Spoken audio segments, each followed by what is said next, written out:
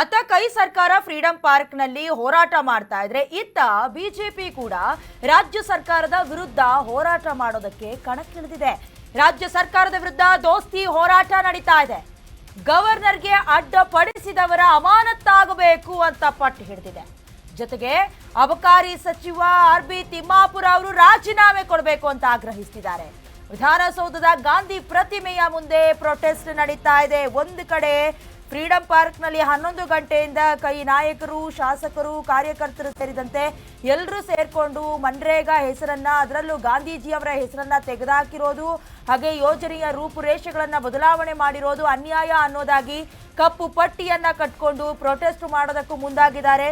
ಈಗ ಇದಕ್ಕೆ ಸಂಬಂಧಪಟ್ಟಂತೆ ರಾಜ್ಯ ಸರ್ಕಾರದ ವಿರುದ್ಧ ಕೂಡ ದೋಸ್ತಿ ನಾಯಕರು ಹೋರಾಟ ಮಾಡೋದಕ್ಕೆ ಮುಂದಾಗಿರೋದು. ನಿಮಗೆ ಗೊತ್ತಿರೋ ಹಾಗೆಯೇ ಕಳೆದ 3-4 ದಿನಗಳ ಹಿಂದೆ ಜಂಟಿ ಅಧಿವೇಶನ ಕರೆದಿದ್ರು.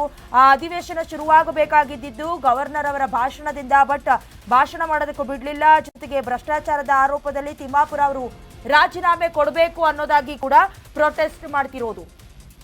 ಇನ್ನು ಗವರ್ನರ್ ವಿರುದ್ಧ ಗೂಂಡಾ ವರ್ತನೆ ತೋರಿದ್ದಾರೆ ಅಂತ ಬಿಜೆಪಿ ರಾಜ್ಯಾಧ್ಯಕ್ಷ ವಿಜಯೇಂದ್ರ ವಾಗ್ದಾಳಿ ನಡೆಸಿದ್ರು. ಗೂಂಡಾಗಿರಿ ಮಾಡಿದವರು ಯಾರ್ಯಾರಿದ್ದಾರೆ ಅವರ ವಜಾ ಆಗಬೇಕು ಅನ್ನೋದಾಗಿ ಕೂಡ ಬಿಜೆಪಿ ರಾಜ್ಯಾಧ್ಯಕ್ಷ ವಿಜಯೇಂದ್ರ ಅವರು ವಾಗ್ದಾಳಿಯನ್ನ ನಡೆಸಿದ್ರು. ಅಲ್ಲಿ ನಡೆದಂತ ಜಂಟಿ ಅಧಿವೇಶನದಲ್ಲಿ ಗಲಾಟೆ ಮಾಡಿದ್ರಲ್ಲ, ಅವ್ರನ್ನ ವಜಾ ಮಾಡಬೇಕು. ರಾಜ್ಯದಲ್ಲಿ ಕಾನೂನು ಸುವ್ಯವಸ್ಥೆ ಇದೆಯಾ ಇಲ್ವಾ ಅನ್ನೋದಾಗಿ ಪ್ರಶ್ನಿಸಿದ್ದಾರೆ. ಕಾಂಗ್ರೆಸ್ ಶಾಸಕರೇ ಗೂಂಡಾಗಿರಿಗಿಳಿದು ಬಿಟ್ಟಿದ್ದಾರೆ. ಇನ್ನು ಪುತ್ತೂರಿನಲ್ಲೂ ಕೂಡ ನಮ್ಮ ಕಾರ್ಯಕರ್ತರಿಗೆ ನೋಟಿಸ್ ಕೊಟ್ಟಿದ್ರು. ದ್ವೇಷ ಭಾಷಣದ ವಿರುದ್ಧವಾಗಿ ಕೊಟ್ಟಂತ ನೋಟಿಸ್ ಅನ್ನ ಪ್ರಸ್ತಾಪಿಸಿದ್ದಾರೆ. ಇಡೀ ಸರ್ಕಾರವೇ ಗೂಂಡಾ ವರ್ತನೆ ತೋರಿಸ್ತಾ ಇದೆ.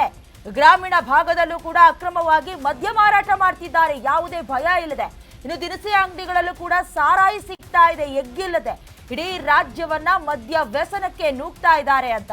ಹಾಗೆ ಅಬಕಾರಿ ಇಲಾಖೆಯಲ್ಲಿ ಸುಮಾರು 6,000 ಕೋಟಿ ರೂಪಾಯಿ ಭ್ರಷ್ಟಾಚಾರ ನಡೆದಿದೆ.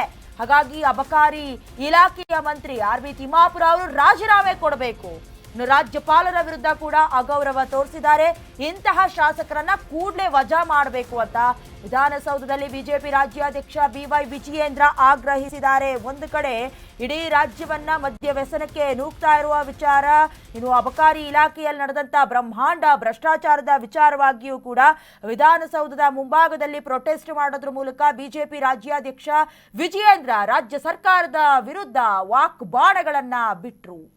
ಒಬ್ಬ ಗುಂಡಾ ಭರತ್ ರೆಡ್ಡಿ ಯಾವ ರೀತಿ ಗುಂಡಾರಿಸಿ ತಮ್ಮ ಕಾರ್ಯಕರ್ತರನ್ನು ಕೂಡ ಬಲಿ ತಕ್ಕೊಂಡ್ರು, ಜನಾರ್ದನ್ ರೆಡ್ಡಿ ಅವರ ಜೀವಕ್ಕೂ ಕೂಡ ಗಂಡಾತು ತರುವಂತ ಕೆಲಸ ಮಾಡಿದ್ರು. ತದನಂತರದಲ್ಲಿ ಮೊನ್ನೆ ದಿನ ಮನೆಯನ್ನು ಸುಟ್ಟಿ ಹಾಕಿರುವಂತದ್ದು. ಈ ರಾಜ್ಯದಲ್ಲಿ ಒಂದು ಕಾನೂನು ಸುವ್ಯವಸ್ಥೆ ಇದೆಯೋ ಇಲ್ವೋ ಆ ರೀತಿ ಒಂದು ರೀತಿ ಪೊಲೀಸರನ್ನು ದುರ್ಬಳಕೆ ಮಾಡಿಕೊಂಡು ಇವತ್ತು ಶಾಸಕರೇ ಇವತ್ತು ಗುಂಡಾಗರ್ದಿಗೆ ಹಿಡಿದಿದ್ದಾರೆ ಅಂತ ಹೇಳಿದ್ರೆ ಇದನ್ನು ನೋಡ್ಕೊಂಡಾಗೆ ಸುಮ್ಮನೆ ಕೂಡೋದಕ್ಕೆ ಇವತ್ತು ಸಾಧ್ಯ ಇಲ್ಲ. ಮೊನ್ನೆ ತರೀಕೆರೆನಲ್ಲಿ